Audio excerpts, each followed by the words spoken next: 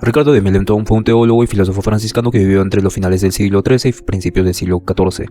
Falleció entre 1300 y 1309. Se desconoce su fecha de nacimiento exacta, pero se cree que nació en la región de Inglaterra debido a su nombre.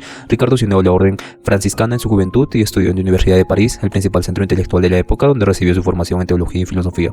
En París fue alumno de importantes profesores franciscanos como Buenaventura de Fidanza y llegó a ser uno de los representantes del pensamiento franciscano en la universidad. Se destacó por su habilidad para sintetizar las enseñanzas de sus predecesores con las nuevas corrientes filosóficas, especialmente las derivadas de la obra de Aristóteles, que comenzaban a influir fuertemente en el pensamiento cristiano.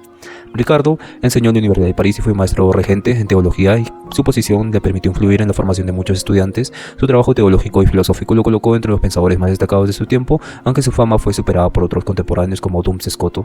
El enfoque filosófico de Ricardo de Millington está profundamente enraizado en la tradición franciscana, caracterizada por su énfasis en la teología espiritual y mística, así como por el uso de la filosofía como herramienta para la comprensión de la fe. Aunque siguió en gran medida las enseñanzas de San Buenaventura, también se comprometió con el pensamiento aristotélico, que estaba siendo redescubierto en su época. Ricardo defendió la existencia de Dios a través de argumentos basados en la contingencia del mundo, alienándose en parte con las ideas de San Anselmo y Santo Tomás de Aquino, pero con un énfasis que subrayaba la importancia de la voluntad divina. Sostuvo que la voluntad de Dios es el principio fundamental de la creación y el gobierno del mundo, una visión que refuerza la idea de Dios personal y amoroso, central en la espiritualidad franciscana.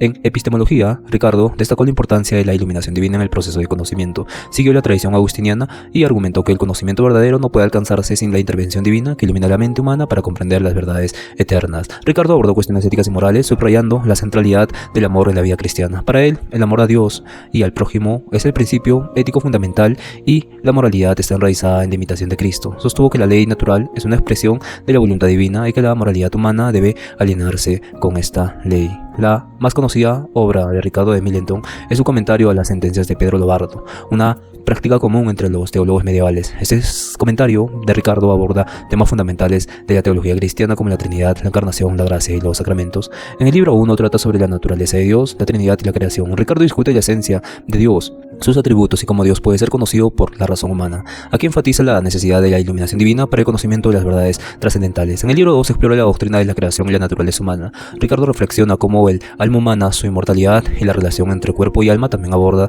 la caída del hombre y el pecado original. En el libro 3 se centra en la encarnación de Cristo, la redención y la gracia. Ricardo defiende la doctrina de la redención como un acto de amor puro y subraya la importancia de la gracia en la salvación humana. En el libro 4 aborda los sacramentos y la vida cristiana. Ricardo discute cómo cada sacramento en detalle, destacando su importancia en la vida espiritual y la salvación del alma. La relevancia en la actualidad de Ricardo de Millington no es tan popular o conocido como algunos de sus contemporáneos, pero sus obras siguen siendo influyentes en varios aspectos. Por ejemplo, en la influencia de la teología franciscana. Ricardo ayudó a consolidar la tradición teológica franciscana, especialmente en su enfoque en la voluntad divina y el amor como principios centrales de la fe. En la tradición continúa siendo influyente en su teología y espiritualidad hasta el día de hoy. Otro tema interesante y relevante en la actualidad es el diálogo fe y razón. Su enfoque en la relación entre fe y razón, especialmente su adaptación de ideas aristotélicas dentro de un marco cristiano, sigue siendo relevante para el diálogo entre la filosofía y la teología contemporánea. En la ética del amor, la insistencia de Ricardo en el amor como principio ético fundamental resuena con las enseñanzas cristianas actuales y tiene paralelismos con enfoques contemporáneos en la ética que destacan la importancia de la empatía y la comprensión. La teología sacramental también tuvo un papel importante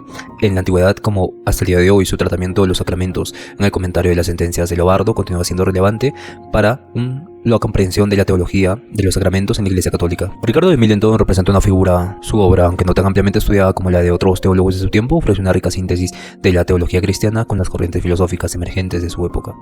Y la ética del amor es algo muy interesante de estudiar y cómo esto se podría asociar con la neurociencia y la filosofía de la mente en el descubrimiento de un principio ético basado en algo innato que se da en el hombre.